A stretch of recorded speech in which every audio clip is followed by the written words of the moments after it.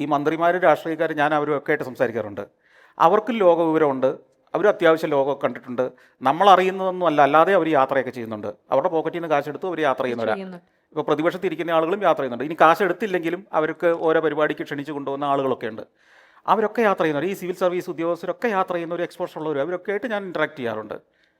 അവരെയൊക്കെ നേരിടുന്നൊരു പ്രശ്നം, അവർ ചെയ്യുന്ന ഗവൺമെൻറ്റിൻ്റെ ഭാഗമായിട്ട് ചെയ്യുന്ന ഏത് കാര്യവും പൊതുജനത്തെ തൃപ്തിപ്പെടുത്തുന്ന രീതിയിലേ ചെയ്യാൻ പറ്റൂ. മനസ്സിലായില്ലേ? ഇപ്പോൾ ഒരു ഉദാഹരണം പറഞ്ഞാൽ, 20 വർഷം മുമ്പ് ഉള്ള ഒരു ഭരണാധികാരിക്ക് 45 മീറ്റർ വീതിയിൽ കേരളത്തിലൊരു ഹൈവേ വേണമെന്ന് അങ്ങേർക്ക് അറിയാമെങ്കിലും അതിനുവേണ്ടി നിർബന്ധം പിടിച്ച ജനം സമ്മതിക്കുമായിരുന്നോ? ഇല്ല. കറക്റ്റ്. അതാണ് മുമ്പേ പറഞ്ഞ എൻ്റെ കാര്യം. അപ്പം സമൂഹം അതിന് പ്രിപ്പയർഡ് ആയെങ്കിൽ മാത്രമേ ഈ ഭരണാധികാരികൾക്ക് എന്തെങ്കിലും ചെയ്യാൻ പറ്റൂ. ടൂറിസത്തിലോ ഏത് കാര്യത്തിലും പരിഷ്കാരങ്ങൾ കൊണ്ടുവരുമ്പോൾ ചില കാര്യങ്ങൾ കാർക്കശ്യം കൊണ്ടുവരേണ്ടി വരും, ഡിസിപ്ലിൻ വേണ്ടി വരും, അതിൽ ചില നിബന്ധനകൾ വെക്കേണ്ടി വരും. അപ്പോൾ നമ്മുടെ എല്ലാ സ്വാതന്ത്ര്യവും ചിലപ്പോൾ അവിടെ നടപ്പായെന്ന് വരില്ല. വേസ്റ്റ് നമുക്ക് ഇഷ്ടമുള്ളിടത്ത് എറിയുക എന്നുള്ള സ്വാതന്ത്ര്യമായിരിക്കും ചിലപ്പോൾ നഷ്ടപ്പെടുന്നത്. നമുക്ക് വഴിയിലിരുന്ന് എന്തും കാണിക്കുക എന്നുള്ളതായിരിക്കും ചിലപ്പോൾ നഷ്ടപ്പെടുന്നത്. ഡിസിപ്ലിനുള്ള സ്ഥലങ്ങളാണ്. നിങ്ങൾ സിംഗപ്പൂർ ചെല്ലുമ്പോഴും ദുബായ് ചെല്ലുമ്പോഴും അവിടെ ഡിസിപ്ലിൻഡാണ് ജനം.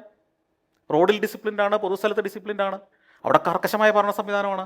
അങ്ങനെ ഒരു കാർക്കശ്യം ഇവിടെ കൊണ്ടുവരാൻ ഇപ്പോഴും സമയമായിട്ടില്ല.